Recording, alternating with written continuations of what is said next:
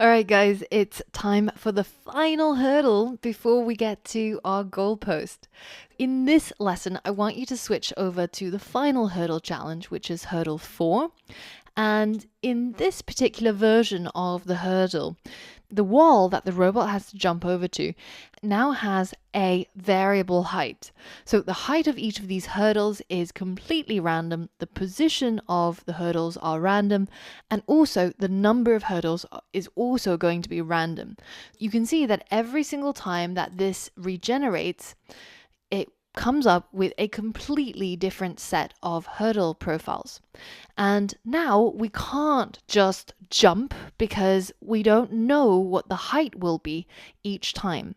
So we have to use what we've learned about while loops to modify this jump function and see if we can get the jump to jump as high as necessary depending on the height of these walls.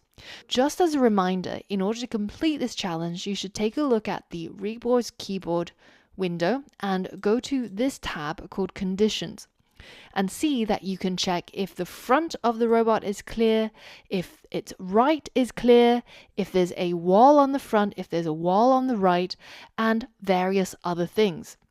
The ones that are probably going to be the most useful is this top row here. So we want you to take a look at these conditions, see how they're spelt and how you can use them, and then try to use them and test them out using your Reborg robot.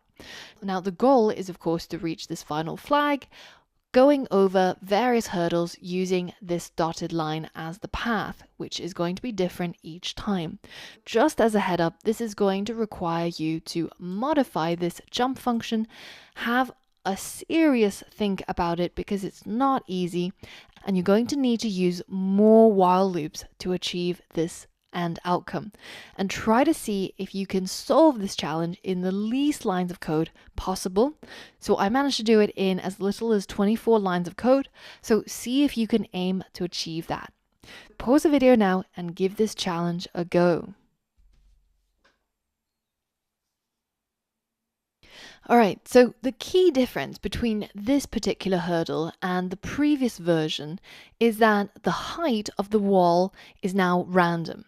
Instead of just jumping over one square where we turn left, move, turn right, move, we have to now see if the right side has a wall or if it's completely clear. Now, in this case, what I want to happen is I want to turn my robot to the left first of all, and then I want to check if there is a wall on the right.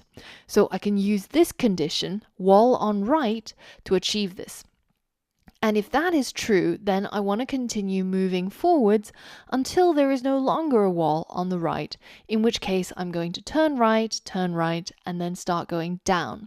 So let's modify this jump function. We definitely need the robot to turn left, but after it turns left, we're going to use a while loop to say that while there is a wall on the right, then in this case, we're going to move forwards. So we're going to go up in this direction basically because we've turned left already. Let's test this out and let's run this code. You can see in this version of events, my robot is going to keep going until the very end of the screen. This is not what we want. So what we want to do is when this is no longer true, it's going to skip to line 10.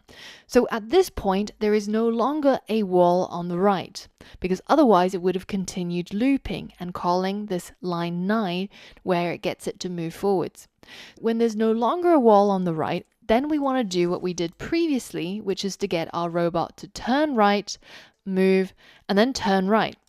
Now at this point, we have to move down the wall, and what we're going to check is whether if the front is clear, because it's only when we reach the very bottom here, when the front is blocked, do we actually turn left again and continue back to our while loop here to move forwards.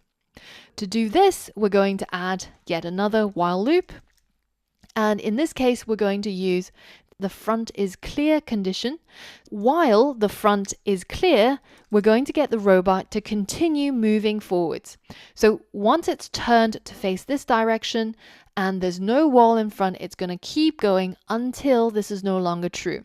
And that is the end of our jump.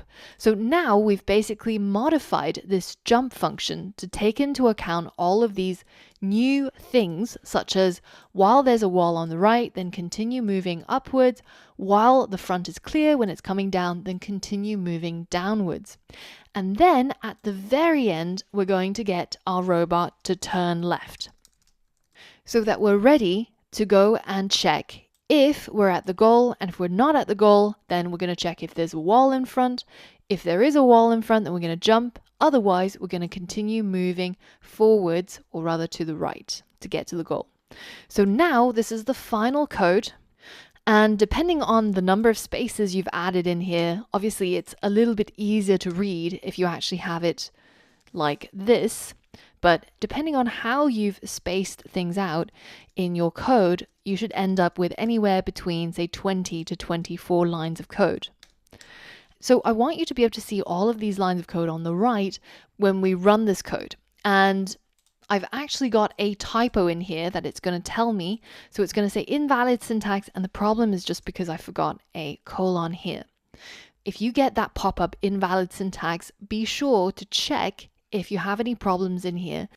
And it can get a little bit complicated if you leave your code for a long period of time before you test it. So test your code after every little iteration, and then when you actually get something like an invalid syntax, you'll be able to catch it more easily. So now let's go ahead and regenerate our map, and let's try again.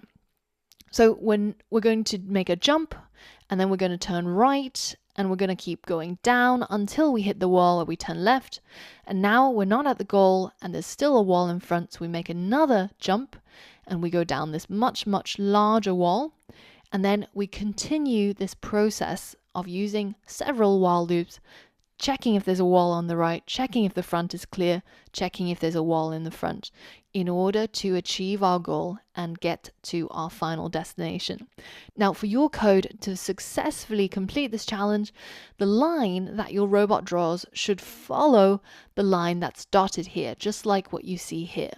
So instead of going just over the top and getting to the final goal, it should follow each of these steps, and finally you should get that green pop-up where it says it's at the right position.